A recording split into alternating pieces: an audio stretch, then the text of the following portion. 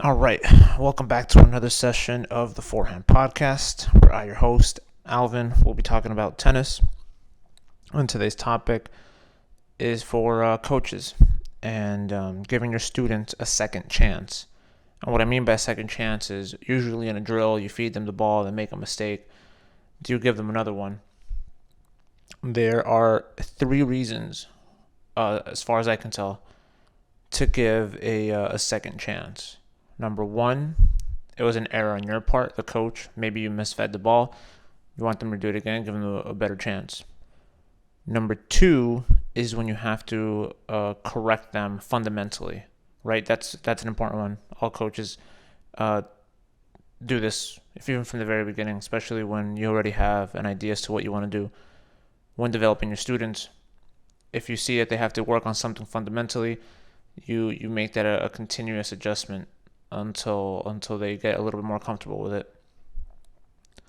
And then number three is when they are on the cusp of grasping what it is you're trying to get them to understand.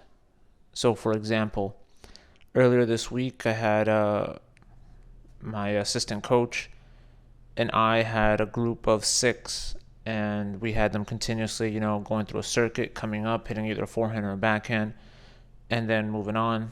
As the drill went on, it just didn't go from hitting the ball, it went to rallying.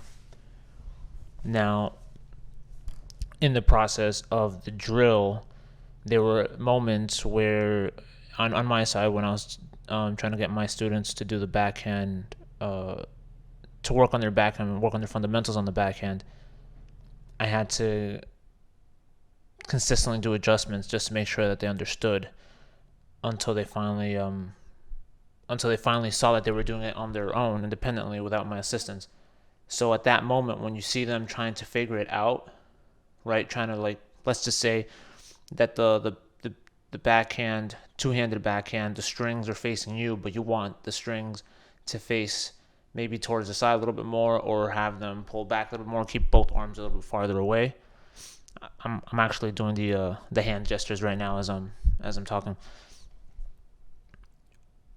If one of the students, as they're about to hit the ball, you see them that they're trying to incorporate that on their own without your assistance, that's when you give them continuous, right? You go for that second chance, right? Give them another ball, until they can figure it out. And that is also when, as a coach, this is where you start giving them positive energy, because this is a good one to get into as well.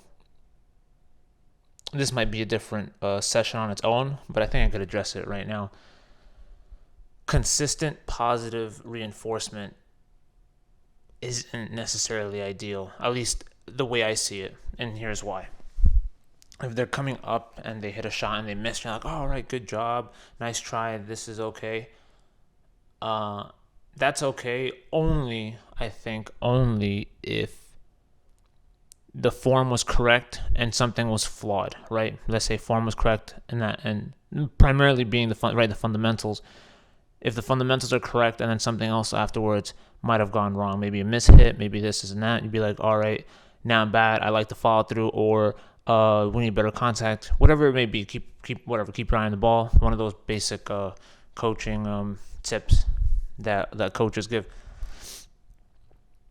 That is fine. Anything other than that, you don't consistently say, oh, good job, this is that, because it loses its meaning. It definitely loses its meaning. So when they do come up and do something good, that's when you don't just say good job. You go above and beyond and you show them that's like, yes, that's what I'm looking for. That's what I want. Remember that, right? You let them know that was a good thing.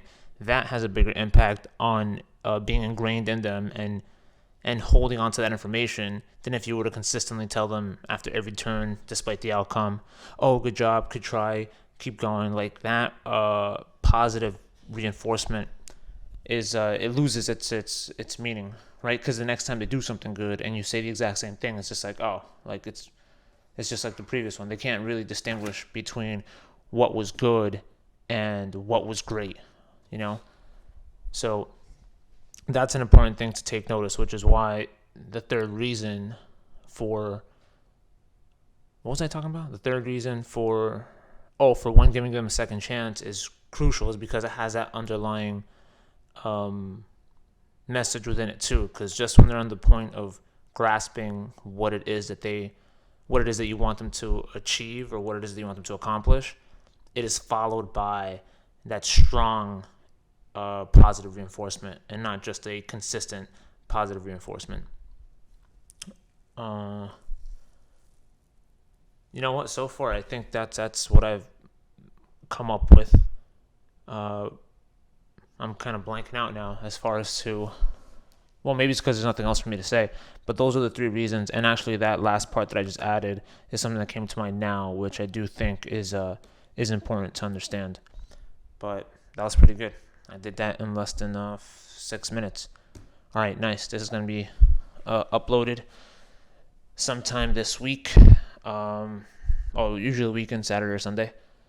And if you have any questions, any comments, any tips, any stories you want to share, email, comment, forehandpodcast@gmail.com, and my Instagram link will be in the description. You guys have a good one. Talk again soon.